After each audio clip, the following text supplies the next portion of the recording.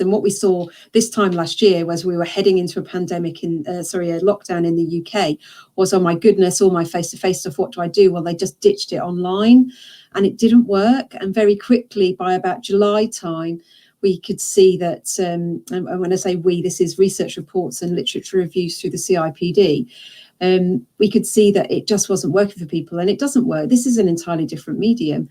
And when you consider a year ago, when we ran any live online sessions, getting people to turn their mics on or getting people to turn their cameras on, that was an absolute nightmare. Nobody wanted to do that. People didn't feel comfortable speaking online. And now everyone's got their mics and cameras on. It's totally normal. Welcome to my home. It's that kind of, we've totally shifted. So I think the pandemic shifted on several levels. It shifted the learners themselves, the individuals. They're much more comfortable with the technology. It shifted the organizations because they've realized that actually this stuff works. It's easy, and to your point, Patrick, it's cheap, although I would never advocate for moving to digital learning because it's cheap. That should be one of the factors, but not your driving force. You should be offering it because it works, because it's part of a suite of other things. And I think it's also changed because now we're suddenly overcome almost. If anyone was to look at, for example, the Fosway 9 grid on learning technologies, it's packed now. There's so many different platforms and different ways that you can offer digital learning. It becomes a bit of a nightmare to work your way through it, but you can, and people will, because they've got that will. And Michelle, just hopping on to that point, I think something that Patrick said, which is worth shining a spotlight on, is that if you don't really know where you're going, risk is you buy a bunch of stuff and it's all 50 million different logins. The learner experience is ghastly. And so tip to the wise, I think for anyone that's in L&D, the ability to triage through the morass of ed tech companies that are out there, really make sure that whatever you're evaluating is at least in line with your broader strategy, and then figuring out how you're going to evaluate. Those three things, I think, are just absolute must-haves for L&D professionals now, because it's like a fire hose and you can get drowned quite easily, I think. Yeah. And Leon, if it's okay, I just would like to add something to that, because when it comes to buying tools, L&D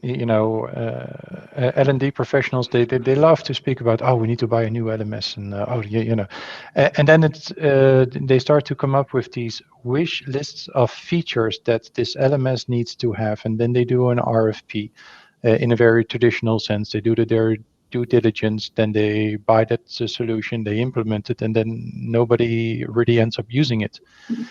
And it's often because people think that if I buy an LMS, with that comes a learning culture, and this is actually the complete wrong way around, and that's why so many of these LMS implementations just absolutely fail.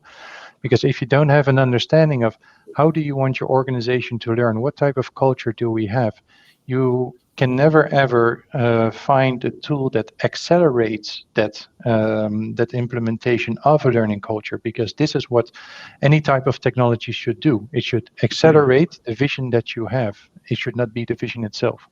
Totally agree with that, Patrick. There's a chapter in my book called Environment, Permission and Culture. It's a framework that I use when I'm brought into an organization and they say, we want to buy an LMS, or we want to do digital learning. You don't start there. You don't start with the tool. You start with the purpose. Why would you want to do that? What's the business problem that you're trying to solve? And what culture are you trying to evoke and build up in order for this to actually work? Because so many times, you're absolutely right, you buy the next shiny toy and then no one plays with your toys. And you really need to think about what's the environment you're putting in.